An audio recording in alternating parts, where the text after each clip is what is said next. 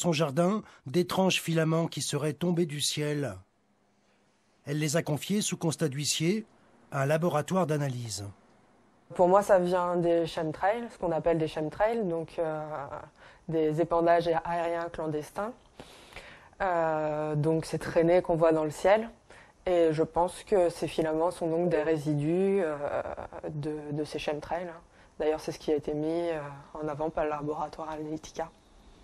Nous voici justement dans le laboratoire Analytica, situé à Cuers dans le Var. Bernard Taillé est le premier scientifique en France qui a analysé les fibres prélevées par Séverine. Ce docteur de 3e cycle en chimie reçoit ici des spécimens venus des 4 coins du pays. Ces molécules ne se rassemblent pas, donc elles restent sous la forme de filaments. Et c'est seulement quand on commence à les manipuler qu'on arrive à en faire une petite boule. Mais quand elles sont dans l'air, elles sont vraiment disséminées, dispersées sous la forme de filaments. Ça ressemble à des toiles d'araignée.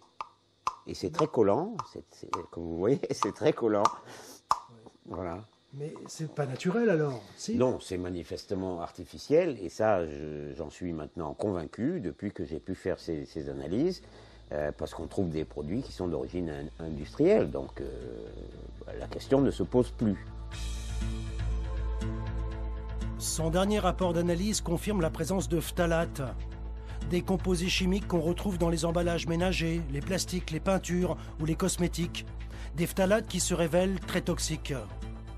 Ces filaments, c'est une sorte d'arrosage généralisé sur un territoire immense, la France par exemple, voire l'Europe, avec des substances contenant des perturbateurs endocriniens.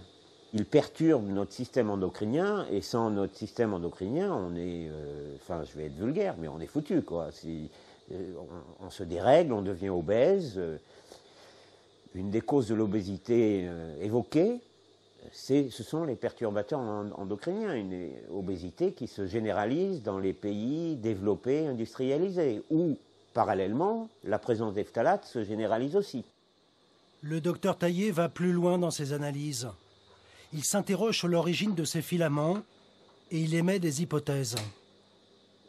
Je n'accuse personne, mais enfin, les choses qui tombent du ciel ne peuvent venir que d'un avion ou d'un aéronef.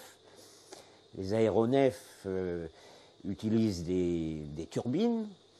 Ces turbines doivent être graissées. Dans les graisses, on met des phtalates et dans les filaments, on retrouve des phtalates. Donc, est-ce que, par hasard, ces filaments ne se formeraient pas, alors de manière involontaire peut-être, ou de manière volontaire, à la sortie des réacteurs d'aviation? C'est une hypothèse, c'est tout. Mais une hypothèse quand même étayée par le fait que ces filaments contiennent des produits qui sont connus pour être présents dans les produits chimiques qu'on embarque dans les avions pour les faire fonctionner.